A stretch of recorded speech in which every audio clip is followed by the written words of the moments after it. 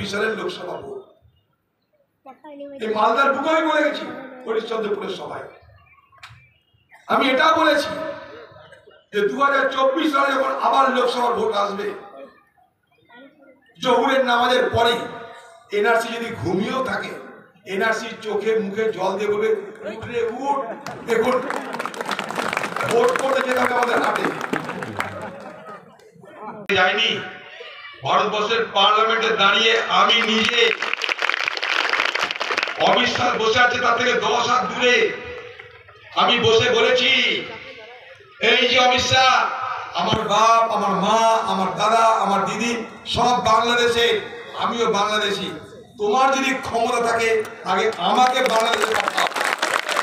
আমি পার্লামেন্টের মধ্যে দাঁড়িয়ে বলছি আমি বাংলাদেশি, কি করবো?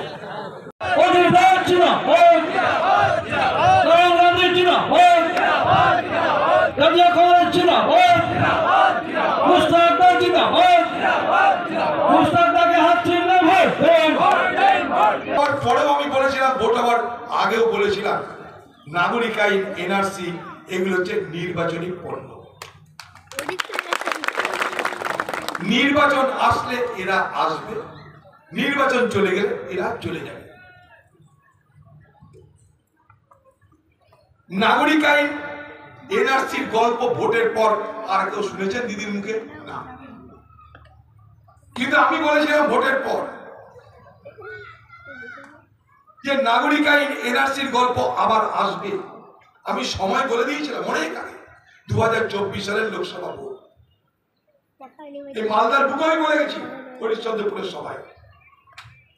আমি এটাও বলেছি যে 2024 সালে যখন আবার লোকসভার ভোট আসবে, জহুরের নামাজের পরে এনআরসি যদি ঘুমিয়েও থাকে, এনআরসি চোখে মুখে জল দিয়ে বলবে উঠরে উঠ, দেখুন ভোট করতে যেতে হবে আমাদের হাতে।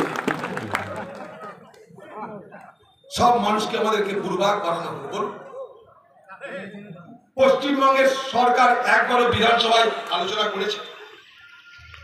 আপনাদের আরো জানি রাখি, কুলের কথা খুলে বলা দরকার। যখন 2019 সালে মোদী সরকার ভারতবর্ষের পার্লামেন্টে নাগরিক আইনটা পাশ করছে, আমরা সবাই বিরোধিতা করেছিলাম। আমি নিজেও করেছিলাম, রাহুল গান্ধীও, সবাই করেছিলাম। এবং আমরা যেটা বিরোধিতা করেছিলাম সঙ্গত কারণে, কারণ ভারতবর্ষের সংবিধান ধর্মের ভিত্তিতে নাগরিকত্ব দেয় না। অর্থাৎ গায়ের যে এসব কথা বলার কোনো মানে হয় না। নাগরিক হওয়ার নির্দিষ্ট নিয়ম আছে, সেই নিয়মে সবাই নাগরিক হতে পারবে। মুসলমানকে বাংলাদেশ তাড়িয়ে দেবে, আরে বাংলাদেশ সরকার নেবে তবে তো তাহলে। বাংলাদেশে কি মোদীর শ্বশুর বাড়ি আছে? আপনাদের লিগ এসব হালুয়া, পোলাও, বিরিয়ানি, ফিরনি খাবে? খামোখা আতঙ্কের বাতাবরণ, খামোখা। আর সেই আতঙ্কের বাতাবরণের সুবিধা হলো দুটো পার্টি, একটা বিজেপি, একটা টিএমসি। আর কারোর সুবিধা হয়নি। এই পশ্চিমবঙ্গে ধর্মনিরপেক্ষ শক্তি আমরা ধূলিসাৎ হয়ে গেলাম। কিন্তু সেদিনও যা বলেছি, আজ আমরা তাই বলছি, এগুলো নির্বাচনী পণ্য। এগুলো মোদীর পক্ষে লাভজনক, দিদির পক্ষে লাভজনক, তাই তারা এই কথাগুলো তুলতে থাকবে। দয়া করে আপনারা বিভ্রান্ত হবেন না। আমরা কেউ মরে যাইনি। ভারতবর্ষের পার্লামেন্টে দাঁড়িয়ে আমি নিজে, অমিত শাহ বসে আছে তার থেকে 10 হাত দূরে, আমি বসে বলেছি এই যে অমিত শাহ, আমার বাপ, আমার মা, আমার দাদা, আমার দিদি সব বাংলাদেশে, আমিও বাংলাদেশি। তোমার যদি ক্ষমতা থাকে আগে আমাকে বাংলাদেশে পাঠাও। আমি পার্লামেন্টের মধ্যে দাঁড়িয়ে বলছি আমি বাংলাদেশি, কি করবো? তোকে খুঁজতে হবে না, আমি বাংলাদেশে বসে আছি এখানটায়। খামোখা মানুষকে আতঙ্ক তৈরি করা কিচ্ছু না। কোথায় আইন গেল? আপনি শুনবেন মজার কথা,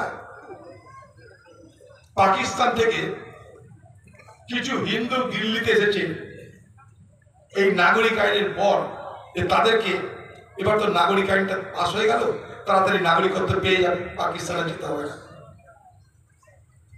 তাদের মধ্যে কয়েকজনের টাইটেল আছে নেহেরু।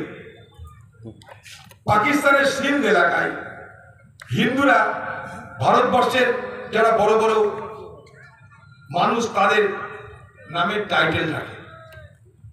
তো নেহেরু পরিবার নামে একটা পরিবার, আরো কয়েকজন দিল্লিতে এসেছে, তারা জানে নাগরিকত্ব তো পেয়ে যাবে, অসুবিধা নেই। দরখাস্ত তো করেছে, এবার মাসের পর মাস, মাসের পর মাস, মাসের পর মাস বসে আছে। এই সরকার বলছে তুমি যে ওখান থেকে এসছো তার প্রমাণ কি, তুমি কোথায় থাকতা, তার রেসিডেন্সিয়াল সার্টিফিকেট